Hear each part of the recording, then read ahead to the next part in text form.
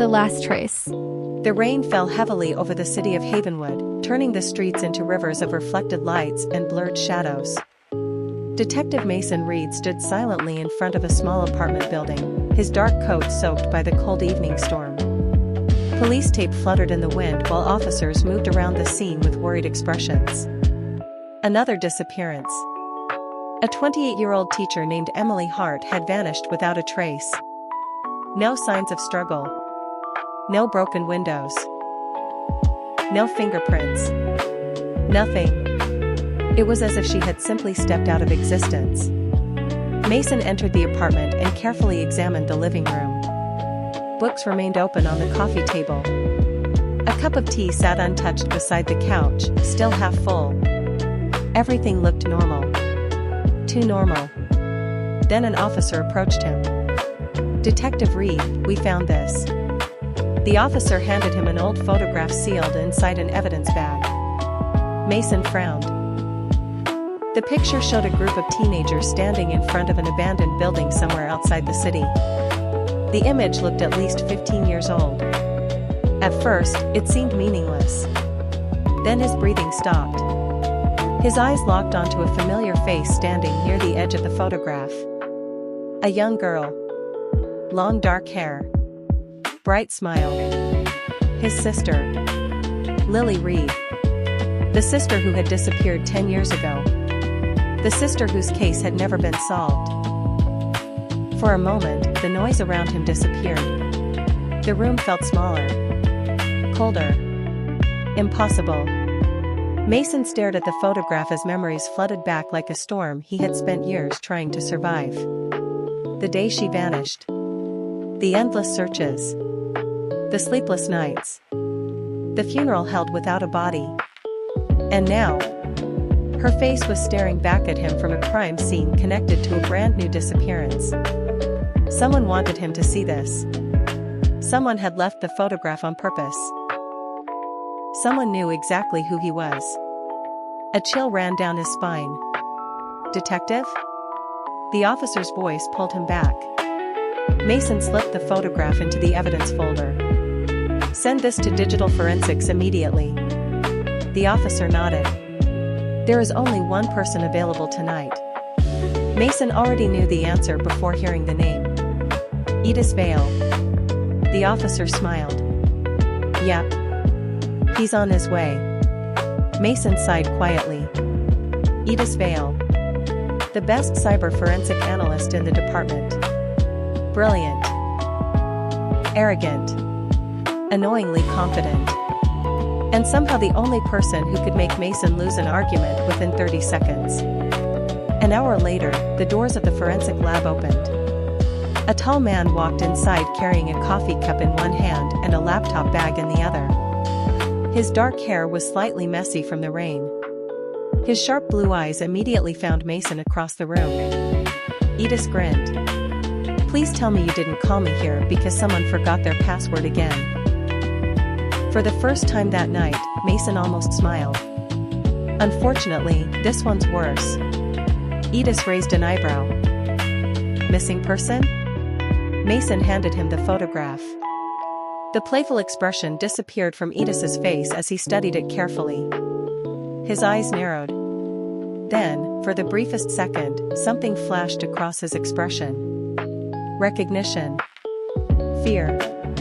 Gone so quickly that Mason almost thought he imagined it. "You know this place?" Mason asked. Aedus looked up. For a moment, neither of them spoke. Rain hammered against the windows. The fluorescent lights buzzed softly overhead. Then Aedus handed the photograph back. "No." His voice sounded calm. Too calm. "But whoever sent this wanted your attention." Mason stared at him. "You figured that out in 5 seconds?" Aedus shrugged. "Because your sister is in the picture." Silence filled the room. Mason had never told him that. Not once. The realization hit both of them at the same time. Aedus's face paled slightly. Mason slowly stepped forward. "How do you know what my sister looks like?" For the first time since they had met, Aedus seemed unable to find an answer. Outside, thunder echoed across the city. And somewhere in the darkness beyond the rain-soaked streets, a hidden figure watched an old security monitor. On the screen appeared two names. Mason Reed. Aedus Vale. Then a message appeared beneath them. The next morning, the storm had passed. But the tension between Mason and Aedus remained.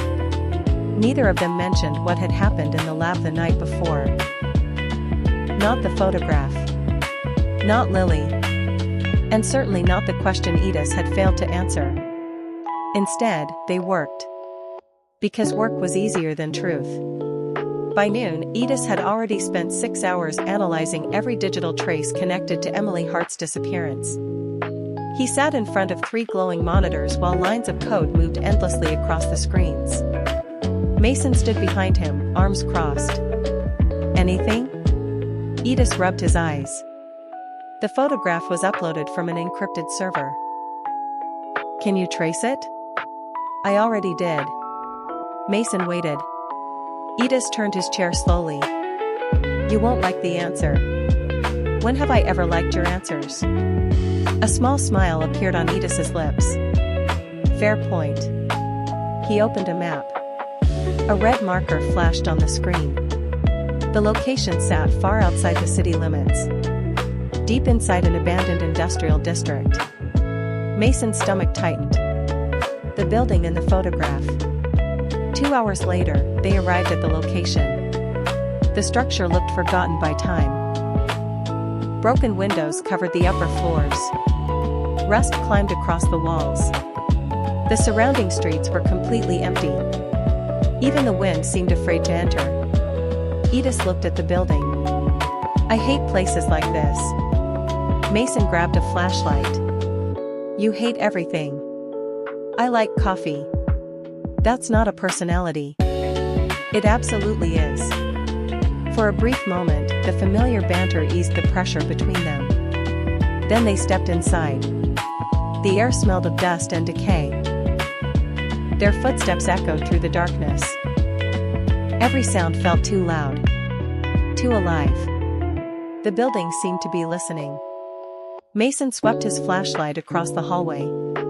Old furniture. Collapsed ceilings. Graffiti. Nothing unusual. Then Aedus stopped walking. What is it? Aedus pointed toward a metal door at the end of the corridor. It's open. Mason's hand instinctively moved toward his weapon. Slowly, they approached. The door creaked as Mason pushed it wider. The room beyond was enormous. And what they found inside made both men freeze. Photographs. Hundreds of them. Covering every wall. Thousands, perhaps. Men. Women. Teenagers. Children. Faces from different years. Different places. Different lives. All staring back at them.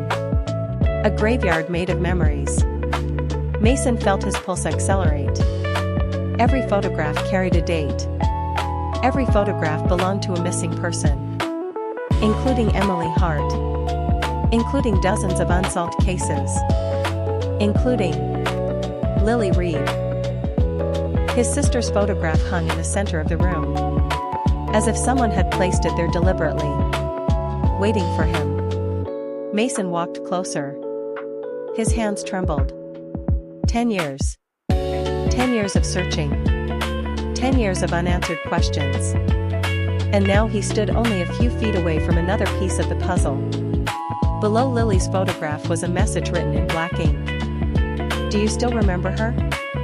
Mason felt anger rise inside him. Someone was playing with him. Someone had been watching him. For years. Suddenly, a loud crash echoed from upstairs. Both men turned instantly. The sound of running footsteps followed. Someone was inside the building. Mason reacted first. Go. They sprinted toward the staircase. The footsteps continued above them. Fast. Desperate.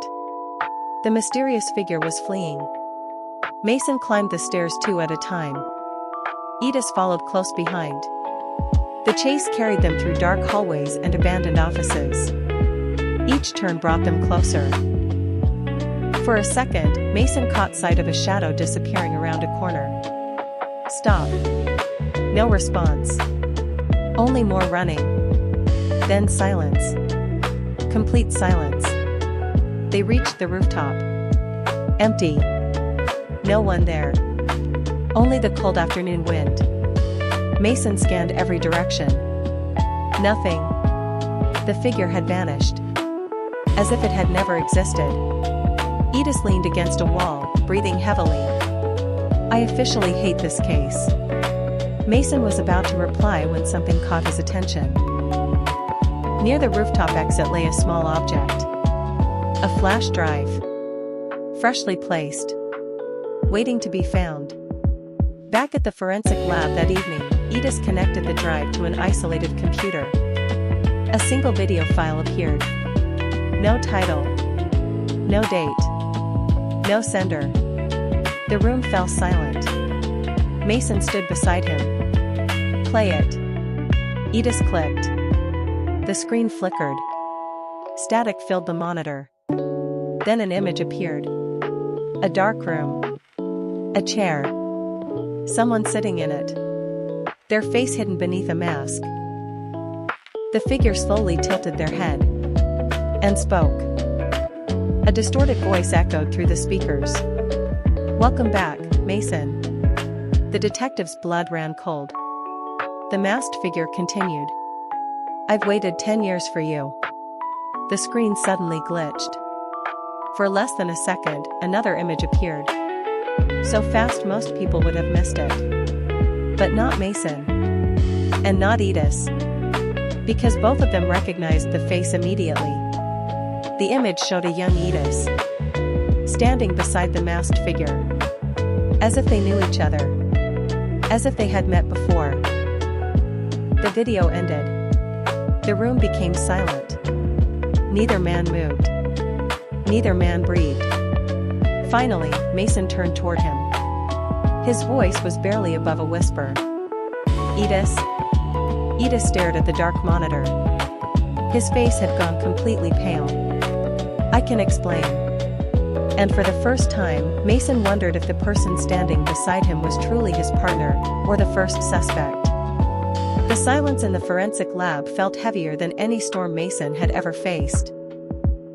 The frozen image of young Aedus standing beside the masked figure remained burned into his mind long after the video had ended. He wanted answers, but every instinct he possessed as a detective warned him that rushing forward could destroy the truth before he found it. Aedus sat motionless, his eyes fixed on the dark monitor. For once, there was no sarcasm, no clever remark, no confident smile. He looked exhausted, like a man carrying a burden that had become too heavy to hide. Start talking, Mason finally said. Aedus took a slow breath. I don't know who that person is. Mason's expression hardened immediately. Then why were you standing next to him? Aedus lowered his gaze. Because I was there. The answer only deepened the mystery. After several seconds, Aedus continued. When I was 15, I disappeared for 3 months. Mason felt his heart skip a beat. He knew Aedus's professional history, his academic achievements, even the ridiculous amount of coffee he drank every day, but he had never heard this story before. My parents told everyone I was studying abroad, Aedus said quietly. The truth was different. I was kidnapped. The room seemed to grow colder. I escaped before the police found the place. They never discovered who was responsible, and there wasn't enough evidence to reopen the investigation. Eventually everyone moved on. Mason stared at him. And you never told anyone? Aedus gave a bitter smile. People don't like hearing stories they can't explain. Before Mason could ask another question, his phone rang. A call from a nearby hospital interrupted the conversation. A nurse reported that a man named Oliver Grant had requested to speak with the detectives investigating the disappearances. The name immediately caught Mason's attention. Oliver Grant had vanished 8 years ago and had been presumed dead until he was discovered wandering near a highway several months earlier. He was the only known survivor connected to the case. Within an hour, Mason and Aedus arrived at the hospital. Oliver sat alone near a window, his thin frame trembling slightly despite the warm room. Years of fear had left deep shadows beneath his eyes. When he saw the detectives, he looked relieved and terrified at the same time. Mason introduced himself and showed him several photographs connected to the investigation.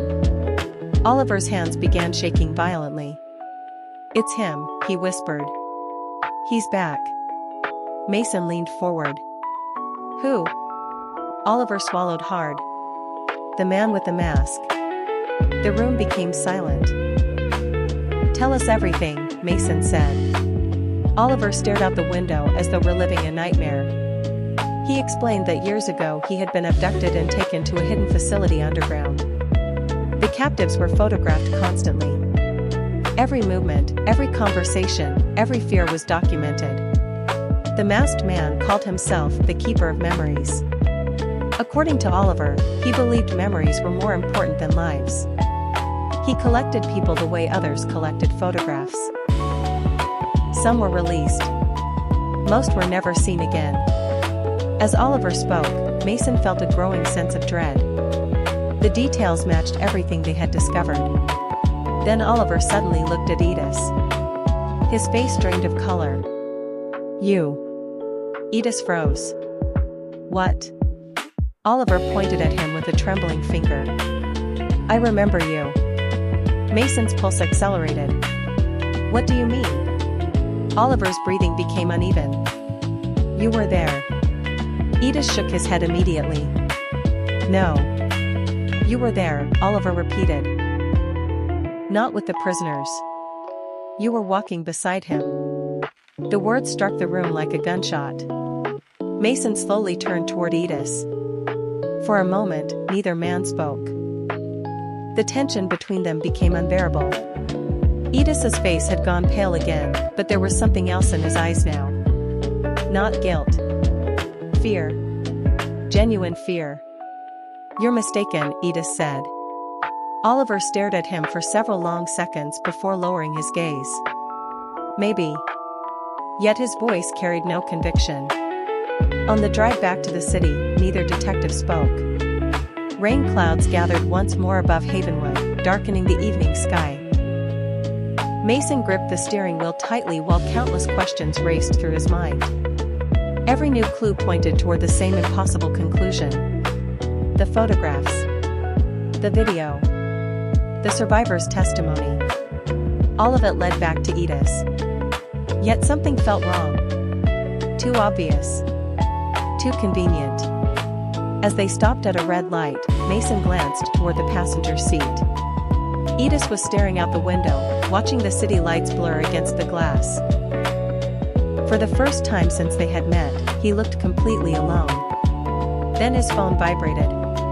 A single message appeared on the screen. Aedus read it, and the color instantly vanished from his face. Mason noticed the reaction. What happened? Aedus locked the screen immediately. Nothing. But Mason had already seen a fragment of the message before it disappeared. 4 simple words that made his blood run cold. "I found Lily Reed." The message haunted Mason for the entire night. He had seen only 4 words, but they were enough to shatter every remaining piece of certainty he possessed. "I found Lily Reed." His sister's name had not appeared in a new lead for years, yet somehow it had appeared on Aedus's phone at the exact moment their investigation was pointing toward him. By sunrise, Mason had made a decision. He was no longer investigating only the disappearances. He was investigating Aedus. Using his access to police records, Mason began digging through sealed files connected to old missing person cases. What he found unsettled him more than he expected.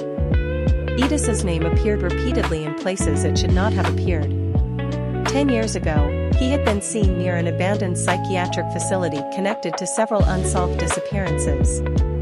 8 years ago, he had been photographed outside a warehouse later linked to a trafficking investigation.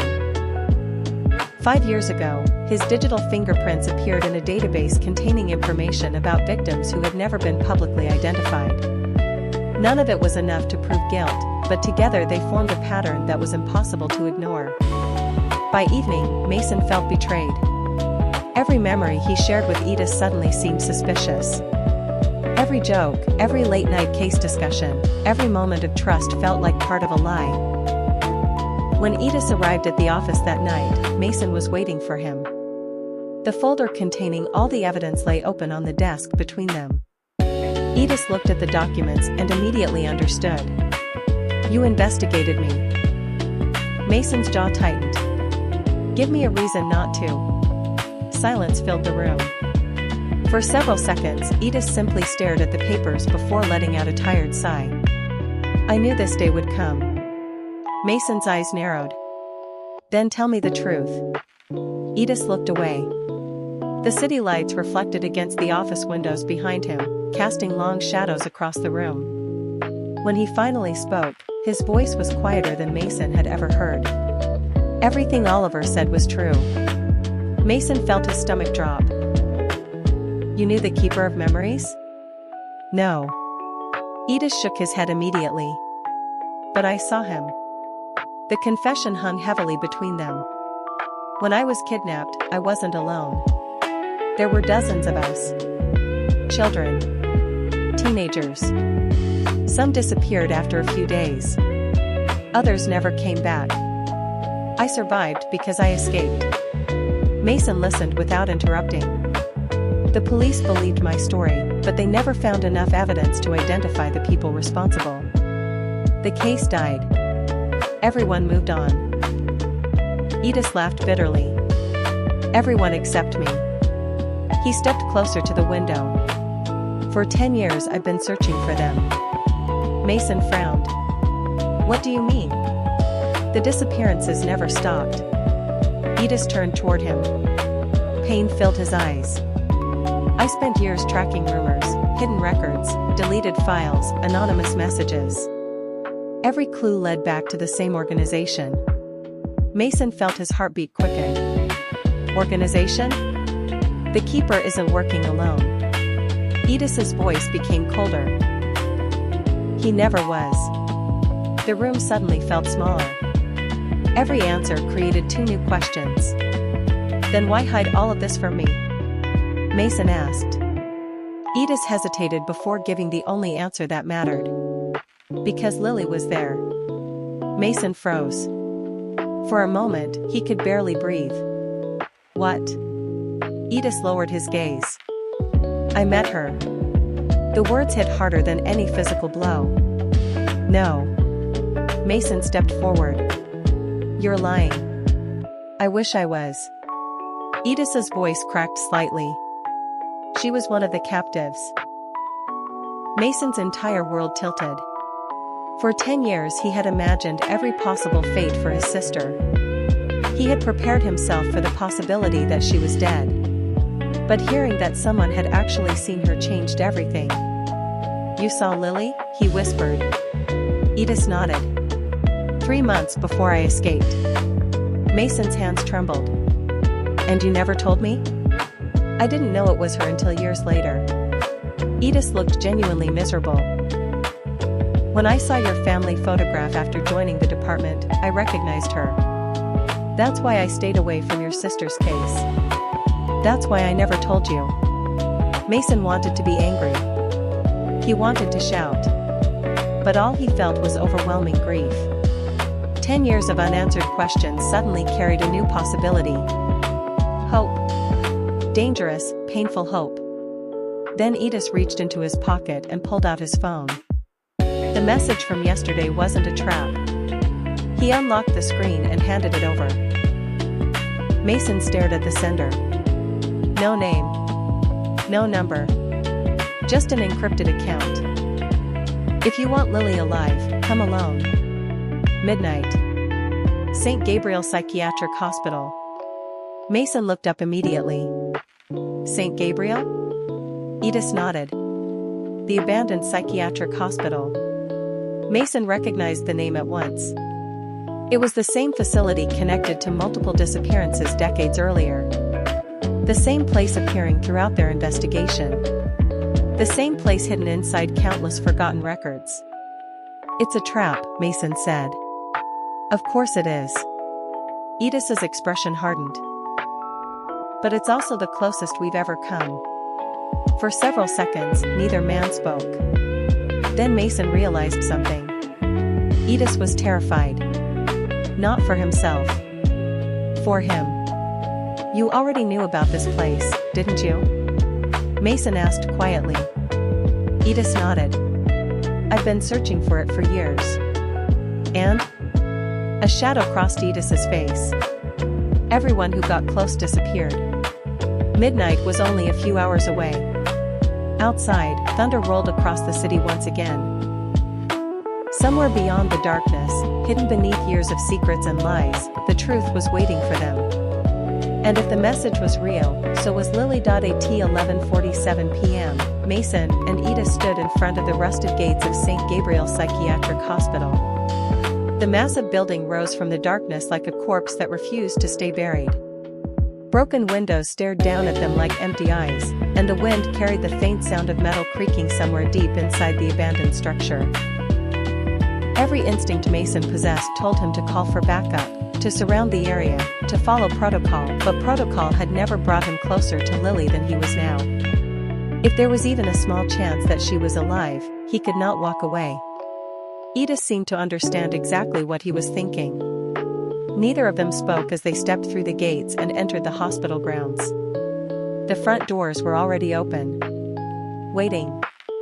As though someone knew they would come. Their flashlights cut through the darkness as they moved deeper into the building. Long hallways stretched endlessly ahead of them. Dust covered the floors. Old wheelchairs sat abandoned in corners. Faded patient records littered the ground like forgotten ghosts. The deeper they went, the stranger the hospital became. Hidden behind collapsed walls, they discovered rooms filled with photographs. Thousands of photographs, every victim connected to the disappearances was there. Names. Dates. Ages. Entire lives reduced to files and images. Mason felt sick. This was not the work of a random criminal.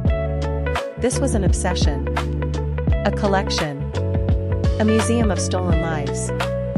Then they found a staircase leading underground. The moment Mason saw it, he understood. The real hospital had never been above ground. Everything they had discovered so far was only the surface. Below them lay the truth. They descended carefully. The air grew colder with every step. Eventually the staircase opened into a massive underground complex hidden beneath the hospital. Bright lights flickered overhead. Security cameras watched every corridor. The facility looked active despite being buried beneath an abandoned building. Mason stared in disbelief. This place has been operating the entire time. Aedus nodded grimly. And nobody knew. Suddenly, voices echoed from nearby rooms. They followed the sound until they reached a reinforced steel door. Through a narrow window, Mason saw several people inside. Men and women. Some young. Some old. All frightened. All alive. Missing persons who had disappeared years ago. Some had been gone for decades. Mason's heart pounded. They had found them. Dozens of victims. Maybe more. Before they could react, a calm voice echoed through the hallway speakers. Congratulations. Both men froze. The voice sounded distorted, but familiar. You finally found my collection. Screens throughout the corridor suddenly flickered to life. A masked figure appeared on every monitor. The keeper of memories. The man who had haunted countless families for years. He sat comfortably in a chair, his face hidden beneath the same mask seen in the video. Detective Reed, he said almost warmly. You've grown into an impressive investigator. Mason stepped toward the nearest screen. Where is Lily? The masked man laughed softly. Still asking the same question after 10 years. Where is she? Mason shouted. For a moment, silence filled the corridor. Then the figure leaned closer to the camera. Closer than you think. The screens abruptly changed. Security footage appeared. A room. A bed. A woman sitting beside a window. Mason's breath caught instantly. Long dark hair. Familiar eyes. Older now, but unmistakable. Lily Reed. Alive. Mason could barely process what he was seeing. For 10 years he had imagined this moment, yet now that it was real, his mind refused to accept it. Tears filled his eyes before he even realized it. Lily. He whispered. The screen switched off. The image disappeared. Find her, the keeper said. If you can. Then the connection ended. Alarms suddenly erupted throughout the underground facility. Red emergency lights flashed across the hallways. Doors began locking automatically. Somewhere nearby, terrified voices screamed. The entire complex had entered lockdown. Mason and Aedus immediately started moving. They forced open doors, freed captives, and guided survivors toward emergency exits. Chaos spread through the facility. Yet amid the confusion, Mason never stopped searching for one person. Lily. Finally, after what felt like hours, he found a secured room hidden behind multiple security checkpoints. His hands shook as he entered. A woman sat quietly beside a window. She turned at the sound of the opening door. For a moment, neither of them moved. 10 years vanished in an instant. Mason saw the little girl he had spent his life trying to protect. Lily saw the brother she believed she would never see again. Tears streamed down both their faces. Mason, she whispered. He crossed the room before she could say another word. The siblings embraced as years of pain, loss, and hope crashed together. Neither wanted to let go. Neither could believe the other was real. Behind them, Aedus stood silently in the doorway. Relief washed across his face. For the first time in years, he looked at peace. But the moment did not last. A gunshot suddenly echoed through the corridor outside. Then another. Aedus's expression changed instantly. He turned toward the hallway. Someone was still here. The keeper of memories had not escaped.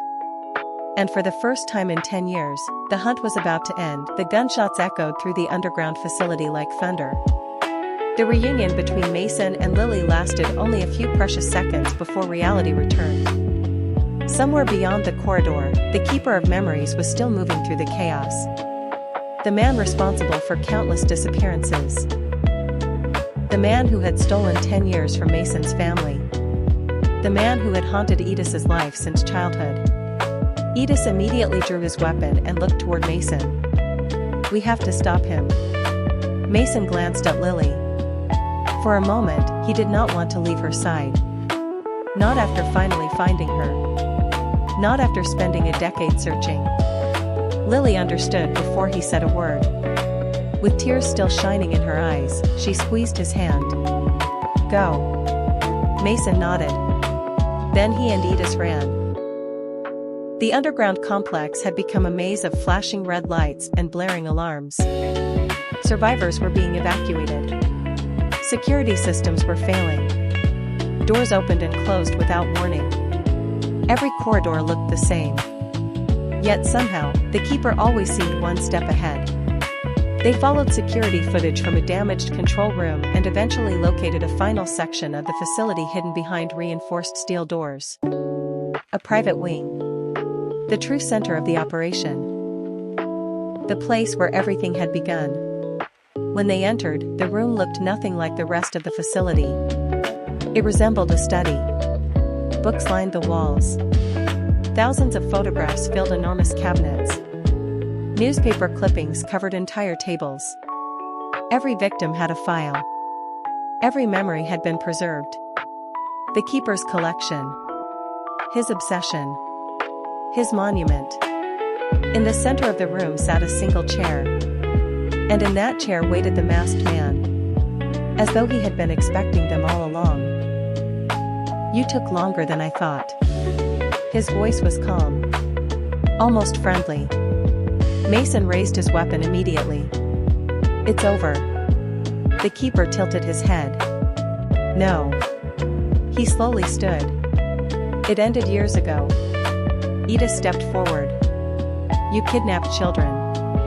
You imprisoned innocent people. You destroyed lives." The masked figure laughed softly. "Destroyed?"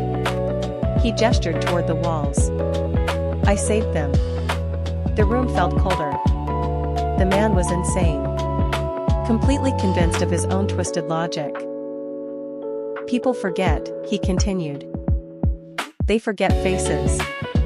They forget names. They forget promises. But I remembered." He touched one of the photographs. "I preserved them." Mason felt anger boiling inside him. They weren't memories. They were people. For the first time, the keeper became silent. Then he slowly removed his mask. Neither Mason nor Aedus recognized the face. An older man. Gray hair. Sharp eyes. A face that had disappeared from public records decades earlier. Suddenly, Aedus froze. Recognition flashed across his expression. "No." The man smiled. "You remember me." Mason looked between them. "You know him?" Aedus's face had gone pale. He worked at St. Gabriel. The pieces finally fell together. Years ago, the man had been a respected psychologist. Brilliant. Admired. Untouchable. Until rumors surfaced about illegal experiments involving trauma and memory. Before authorities could investigate, he disappeared. The world believed he was dead. But he had simply gone underground. Literally. The keeper looked at Aedus almost proudly. "You were one of my favorites." Aedus's fists clenched. "Shut up. You escaped." The old man smiled. That was disappointing. Mason had never seen hatred in Aedus's eyes before. Now it burned there openly.